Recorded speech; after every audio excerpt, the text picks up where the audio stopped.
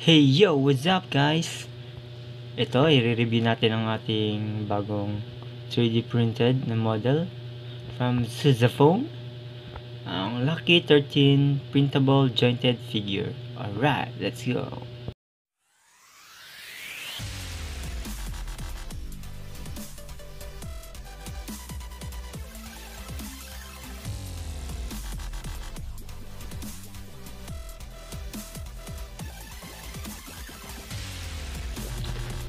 Hey yo!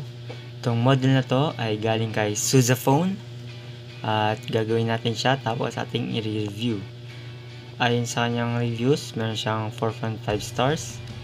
Ito ang magandang klase ng print kaya subukan na natin. By the way, ang gagamitin pala natin na filament dito ay Isan Pla Plus. Ayan. At ang available natin na colors ay blue, white at saka black. Tapos, para sa mas maganda at mas matibay na joints, pwede kayo gumamit ng PETG. Simulan na natin. Let's go! Ito na, na-print na natin ang kanyang skeleton frame at ang kanyang armor. Ito naman yung nagawa na nating una, color white and black. At napakaganda ng articulation at marami siyang pwedeng pose na gawin. Isa na dito ang superhero landing. Yan.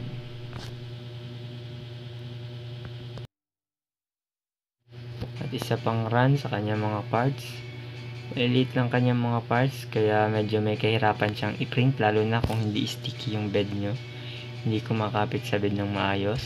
Kailangan malinis ang bed nyo para kumakapit ng ayos yung first layer.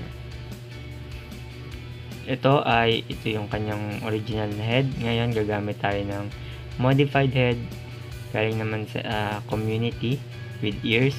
And then let's try na i-assemble na.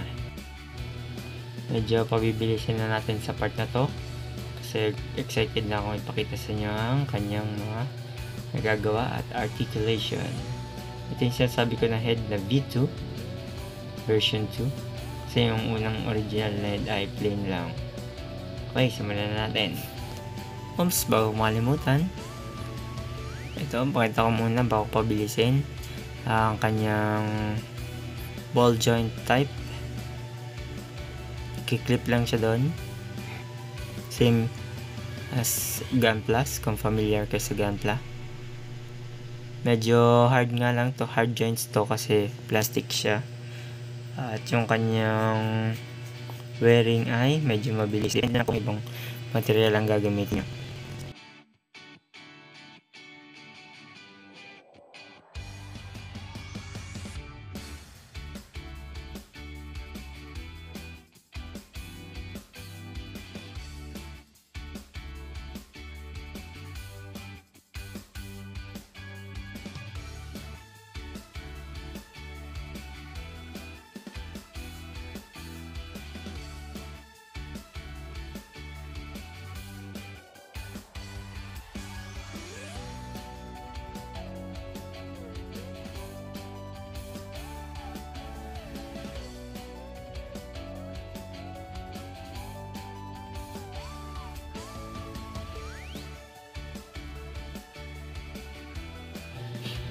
Ayan, at nabuo na natin ang kanyang skeleton frame.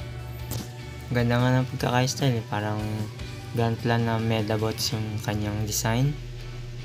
Very good, sir.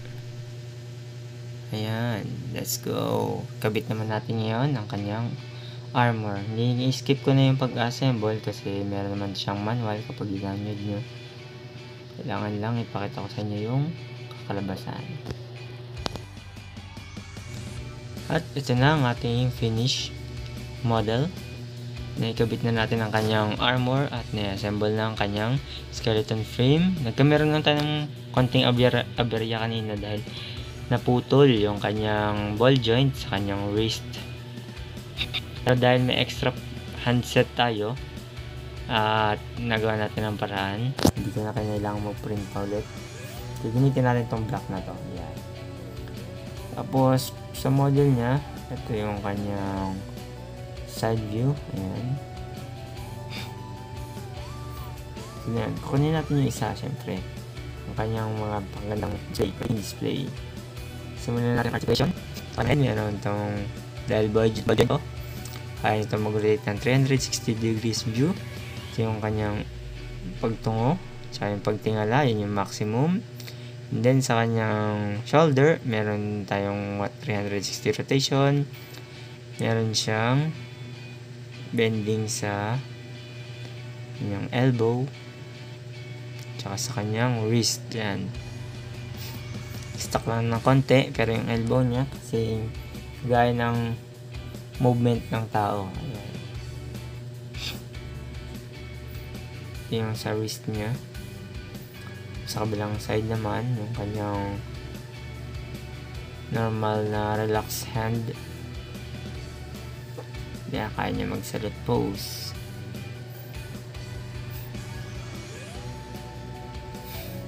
Yan yung kanyang shoulder, kaya ma-move forward and back. Para naman sa kanyang body, meron siyang tatlong joint. Kaya maganda yung kanyang extension, bend pa harap, bend pa talikod, bend sideways, left and right. Kailangan lang i-fix na yun. Yung kanyang abdominal na plate, at saka meron siyang stand na napiprint para doon siya ikakabit. Para naman sa kanyang paa, yan, nabibend yung tuhod niya. Tapos kaya niya mag-form ng kicking angle pose. Ayan. Ito yung kanyang front kick. Yan yung reach niya. Kanyang back kick. Then yung kanyang ankle. Yan. Same as sa katawan ng tao, yung kanyang flexibility, mobility. Ayan. Possibility niya, halos kaya niya lahat. Kung anong kayang gawin at kaya nating bilang sa katawan natin, kaya din itong model na to. Para naman sa isang model, ito sa Lock 13 na white.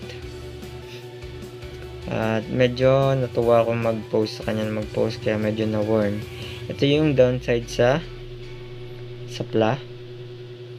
plastic, kasi mabilis ma-worn yung mga joints niya. Kaya i-advisable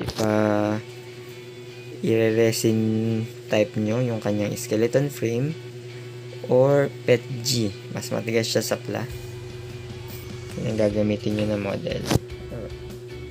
Ayun. Medyo nahirapan na siyang tumayo dahil nga sa loose joints na siya. At mukhang nagkainuman pa nga. Mukhang nalasing na yung color white natin na Lucky 13. Ayan. At dahil nga dyan, dito na natin tatapusin ang ating video. Huwag niyong kakalimutan mag-like, subscribe at i-share to para sa mga hobbyist ng 3D printing. Download niyo yung file at enjoy building. Peace.